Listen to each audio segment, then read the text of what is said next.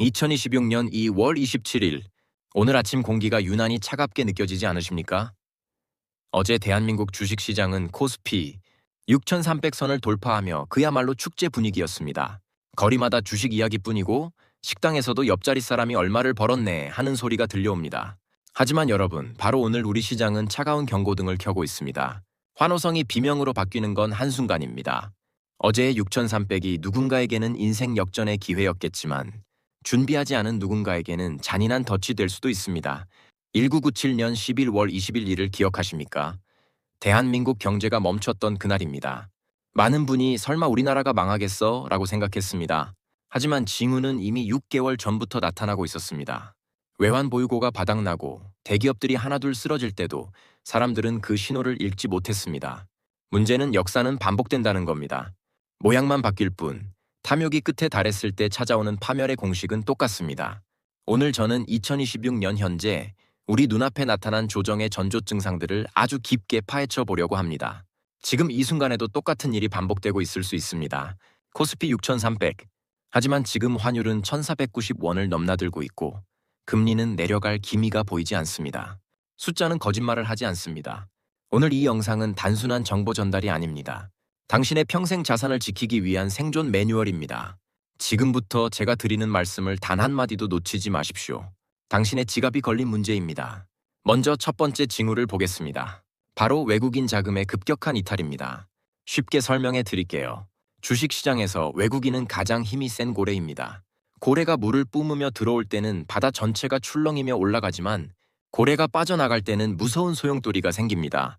2026년 현재 삼성전자와 SK하이닉스를 무섭게 사들이던 외국인들이 오늘 하루에만 5조 원이 넘는 매물을 쏟아냈습니다. 이건 단순히 조금 파는 게 아닙니다. 여기까지가 한계다라는 강력한 신호입니다. 과거 데이터를 한번 볼까요? 2024 년초를 기억해 보십시오. 당시에도 반도체 열풍이 불면서 코스피가 급등했습니다. 하지만 외국인이 3일 연속 조단위 매도를 퍼붓자마자 시장은 한 달 만에 10%가 주저앉았습니다. 1997년 IMF 직전에도 똑같았습니다.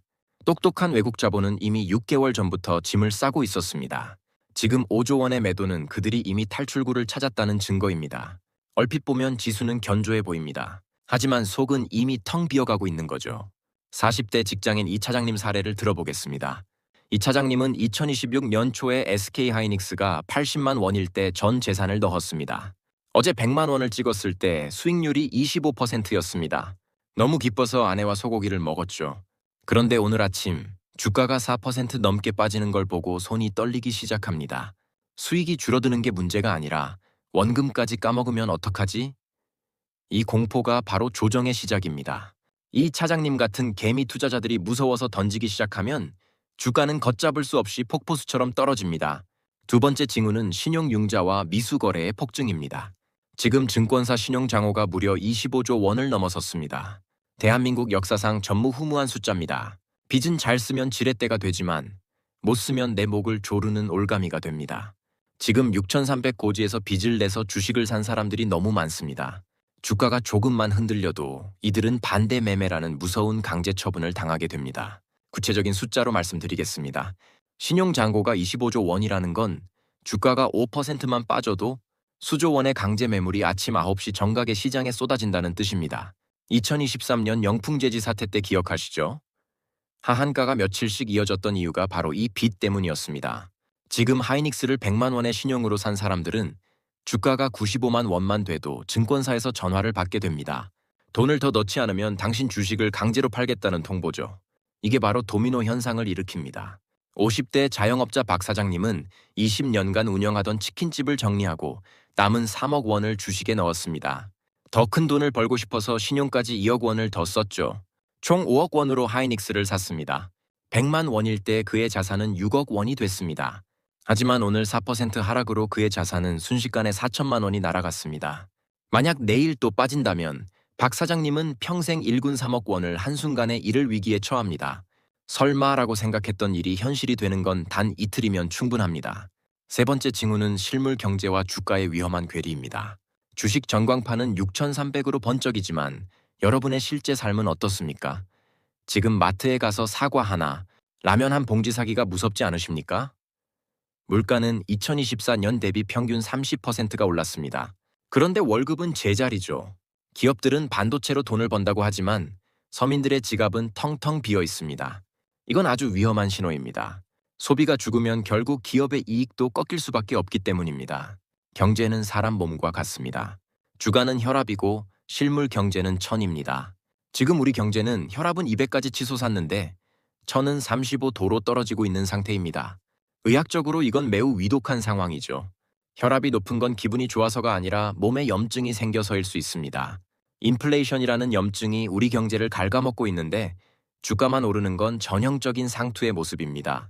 국채 금리가 5%를 넘나드는 것도 나라가 발행한 차용증 값이 떨어지고 있다는 무서운 경고입니다. 네 번째 징후는 거래량의 급감입니다. 산 정상에 오를 때 마지막 힘을 다해 올라가면 정작 정상에서는 움직임이 적어집니다. 주가도 마찬가지입니다. 6,300 고지에서 거래 대금이 어제 대비 반토막 났습니다. 이건 무엇을 의미할까요? 더 이상 이 비싼 가격에 주식을 사줄 새로운 바보가 나타나지 않는다는 겁니다. 세력들은 이미 물량을 넘길 만큼 넘겼고 이제는 마지막 개미들이 서로의 물량을 받아내며 버티고 있는 상황입니다. 2021년 삼성전자가 9만 6천 원을 찍었을 때를 복기해 봅시다. 당시에도 거래량은 고점에서 급격히 줄었습니다. 모두가 10만 전자를 외치며 환호할 때 정작 거래는 없었습니다. 그리고 그 뒤에 어떤 일이 벌어졌나요? 3년이라는 긴 시간 동안 6만 원, 5만 원까지 흘러내렸습니다. 지금 황제주 삼전닉스라는 화려한 수식어 뒤에 숨겨진 거래량의 침체를 보십시오. 이건 폭풍 전야의 정적과도 같습니다. 마지막 다섯 번째 징후입니다. 주변 모든 사람이 주식 전문가가 되었을 때입니다. 지하철을 타보세요. 중학생부터 80대 어르신까지 모두가 주식 앱을 켜고 있습니다. 식당 아주머니도 택시 기사님도 하이닉스 더 간다고 말합니다.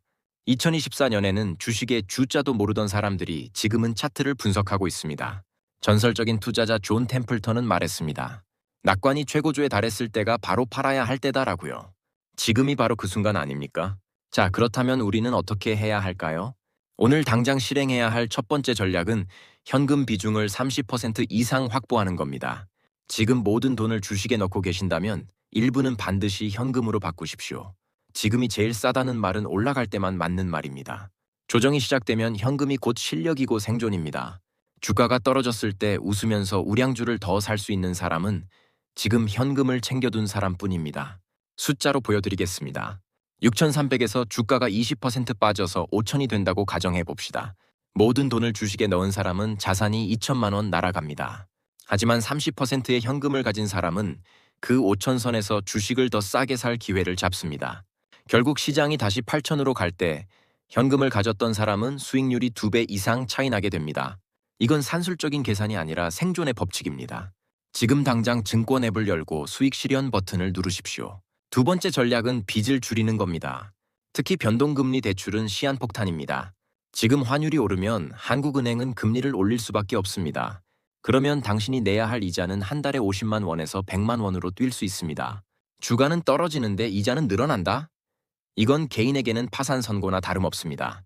수익이 난 종목을 팔아서 대출금부터 갚으십시오. 빚 없이 투자하면 10년도 기다릴 수 있지만 빚이 있으면 일주일도 못 버팁니다.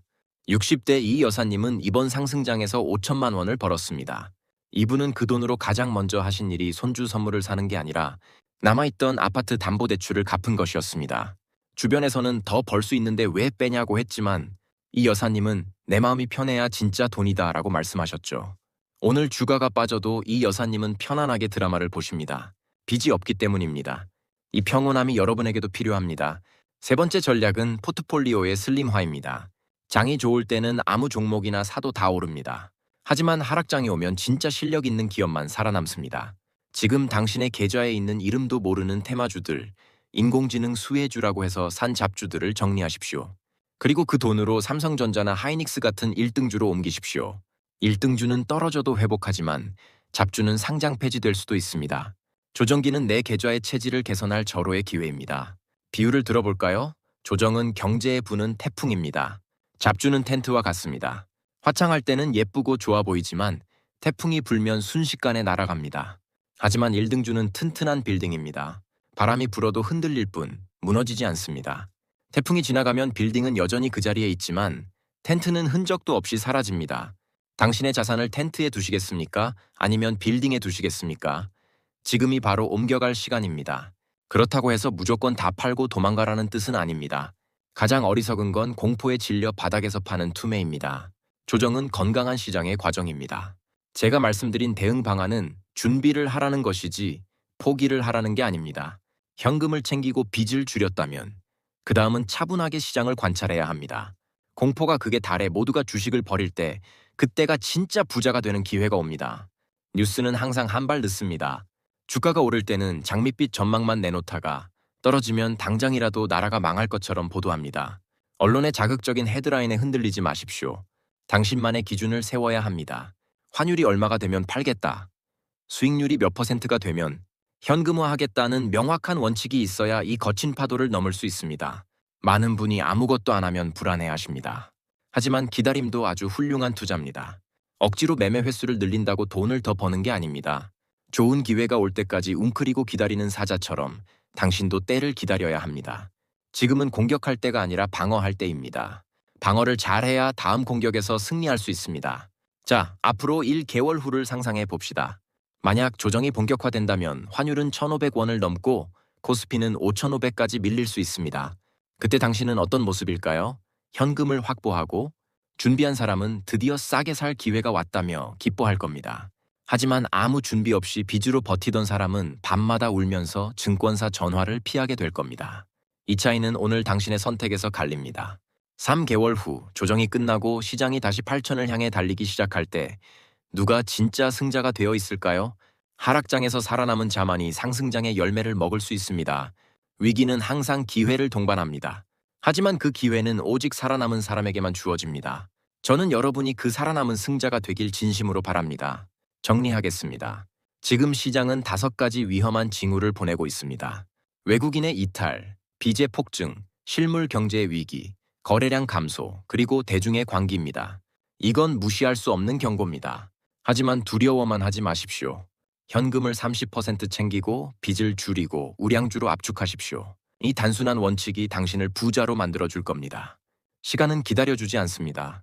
위기는 예고 없이 그러나 확실하게 다가오고 있습니다. 오늘 이 영상을 본 여러분은 이제 선택해야 합니다. 설마라며 아무것도 하지 않을 것인가? 아니면 지금 당장 당신의 자산을 지키기 위해 행동할 것인가? 당신의 미래는 당신이 지켜야 합니다. 누구도 당신의 돈을 대신 지켜주지 않습니다. 어려운 길일수록 기본으로 돌아가야 합니다. 40대 이 차장님도 50대 박 사장님도 다시 일어설 수 있습니다. 지금부터라도 정신을 바짝 차리면 됩니다. 대한민국 경제의 기초 체력은 여전히 튼튼합니다. 잠시 불어오는 태풍에 겁먹지 마십시오. 튼튼한 집을 짓고 기다리면 곧 맑은 하늘이 올 겁니다. 마지막으로 다시 한번 강조합니다. 오늘 당장 은행 앱을 열어 대출을 점검하십시오. 증권 앱을 열어 현금 비중을 맞추십시오. 그리고 잡다한 주식들을 정리하십시오. 이 3가지만 오늘 안에 끝내도 당신은 상위 10%의 투자자가 됩니다. 행동하는 자만이 불을 거머쥘 자격이 있습니다. 대한민국 경제의 역사적인 순간에 여러분과 함께할 수 있어 영광입니다. 위기는 준비하지 않은 자를 삼키지만 준비한 자에게는 축복의 문을 엽니다.